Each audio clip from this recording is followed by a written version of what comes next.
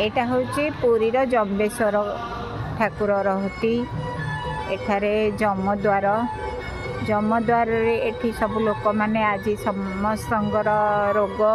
समस्तंगर शुभ कामना करी भाई मानकर शुभ कामना करी ए ठाकुरंग पाखे प्रणाम करती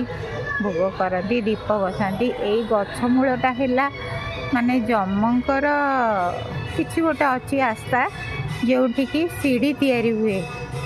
स्वर्ग पाई सीढ़ी तैयारी हुए। यही दिनटार प्राय सबू पुरी आदिवासी अन्य जगार लोक मैंने आसिकी यही जगार जमक भाईर शुभ मनासी प्रणाम करी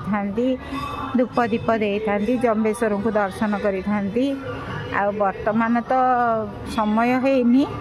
आमे असमय आसीचु जेहेतु गहल चहल नहीं संध्यारे गहल चहल हेब किंतु एबे भीड़ आरंभ हो आसूची आमे किंतु बहुत चंचल आसिकी पहुँचुचु बोली एते गहल चहल नहीं। मंदिर रे ना ठाकुर मार्जना होउचंदी देखिके आसिलु धूप दीप देकरी आसिलु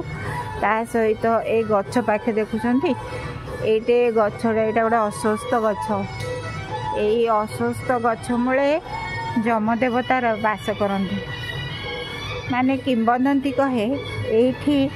जमदेवता को